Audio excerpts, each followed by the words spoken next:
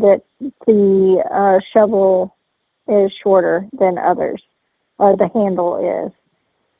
I know a lot of the shovels that come these days, the handle's way too long to fit. So you want to make sure you have a shovel that you can fit in your suitcase, unless you're, of course, going to the beach. And then you're going to want to definitely have a scoop that has the two parts handle that comes apart. So that's something that's really handy right there. But I've found that what I like to do is I check my bags, and I've never had any problems with it. I put my detectors, break them apart, and I use my clothing to help pat it down. That way I can fit as much as I possibly can in that one large suitcase. I can usually fit 2 detectors, a shovel, and my pouch, digging trowel, and sometimes even a scoop, all in that one suitcase, and it's still not over 50 pounds, and still have room to put my clothing and pack it all in around. So, and then all I usually have to do is either have a separate suitcase, like depending on how long I'm staying on the trip, I'll have a separate suitcase for, like my clothing and extra shoes or boots and stuff. The hard part is sometimes when you don't always know, if you're like me, I have in the back of my car, I have my rubber boots and I have my hip waders and all of that good stuff. And so sometimes there's just no way you can take all of your gear. So sometimes you can plan ahead. If you think you're going to need some of that, you could ship that stuff ahead of time and put it in, a box or something and ship it to where you're going. That works as well. Or, just find out, where you're going, if who you're going to visit or anything like that, what they have available for you to use too, just in case something comes up, because you never know. But, of course, for me, I always take at least 2 metal detectors with me. One, always have to have a backup, because inevitably, if you don't, things happen. So that's a must. Anybody got any questions on traveling? The metal detector? I found you can put the scoop in your backpack too, or not backpack, in your carry-on, or at least I was allowed to like 4 years ago. And you could still, I think I put my sneakers in there. In my sneakers, I put my socks in there, and so you could still pack stuff. Took the handle off, made it go crosswise, and it worked pretty good. Well, yeah, that's the thing. I've had issues sometimes with bringing certain tools and stuff as a carry-on. I've found that one time I accidentally left a pinpointer in my backpack, and they flipped out on me, and the guy didn't know what it was, and he says, "Ma'am, you can't bring a tool over 7 inches on a plane," and I'm trying to explain to him what it is, and finally he shows it to some lady there, and she's like, "Oh," and he's like, "Sorry, ma'am." He comes and brings it back,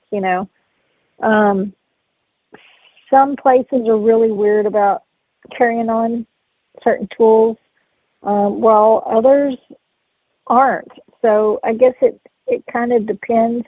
Me, I would be reluctant to bring a scoop and, on as a carry-on, but that's just me. I guess I've done it this way so long and never had any issues,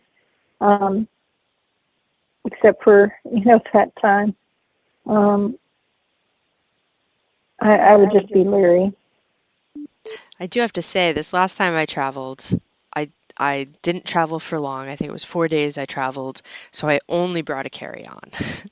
And it was funny, and I'm like, actually, I kind of kicked myself because they still were like, we need 30 people to give their carry-on bags. We will label it right here, and it will be right at your destination when you get off. And had a direct flight, so I'm like, what the heck? So I brought it over. I'm like, geez, I should have brought a bigger suitcase and given it to him, and it would have been, free if you had to pay to check a bag. I'm like, could have done that. I could have brought a bigger bag. Right. Well, I know we've both done that so many times, and it's just, you never know what you're going to need. So, yeah, I usually have gotten to where I bring a backpack, and instead of bringing a purse, I put everything I'm going to need, even like my purse. Sometimes I'll just put my purse inside the backpack, and it fits under. And that way I've got room also. If I do have a lot of findings and stuff that I want to bring back, I can put some of that stuff in my backpack. And then the rest I have bought an extra suitcase on trips before too. Had to do that. But I know that last time I had come to visit you, I ended up shipping, like I had some bottles and some other finds and stuff. And I ended up, giving you some money, I think, to ship back some boxes of my finds and stuff. Yep, flat rate boxes. You can, as much as you can jam in them. And I think I told you too, because you were doing bottles, I had you leave some of your shirts and stuff so it had more room in your bag. But the shirts I used as packaging, so it would keep the stuff from like banging into each other and whatnot. And then mailed those out. I Yeah, went around the house, cleaned out the vehicle. I'm like, oh, here's some more stuff. Because at that point, I think you and I were traveling in the truck, and we were doing the all around New England. And it was, I think by the end, we were just putting our finds in, like wherever we could find a little open spot in the vehicle. right. Oh, man. Oh, yeah, and I think I even left my boots there, and you shipped them back because there was just so much in my suitcase, so much. But we did find a lot of treasure, and I found a lot of bottles that I wanted to carry back. Yeah, we had those excavation piles with the early bottles. So Oh, my gosh. And I got that ginger bottle. That's my only ginger bottle. That was a blast. Yeah, we got to get you to Texas so you can come dig some Texas treasure. And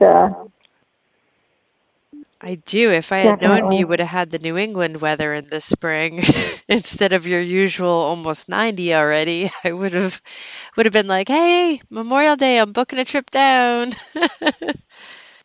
Right. And in between that storm today, like after it quit raining, it got warm today and it was like 85 and humid as heck. So until that storm came back through. So it's weird. Texas weather, and that 85 is not as hot as it gets. So yeah. But if you come to Texas, we could all in the summer, we could always hit the river or some water and cool off. I think you would enjoy the river hunting. Really do. Yeah, I got to get a hang of it. If the river's really flowing and with the way my shoulder is, if I don't tape up my shoulder, I'd be fighting the current with my machine. Yeah, well, I just do you would probably want to do the real shallow parts where there's not much current, for sure. Yes, it would still be fun. Either way, I'm gonna be making a plan to come down and visit. Yeah, definitely need to do that. Well, I think we're about running out of time. We got 5 minutes left, and I know that There's another podcast on after this, so we should probably be wrapping it up. I might have missed some questions in chat. Sorry if I did. If you have a question before we close it, we got enough time. You want to type it in again. Just remember 9 o'clock Eastern Standard Time, we have Relic Roundup, and that's on Spreaker, so definitely go check them out. Should be a good show tonight.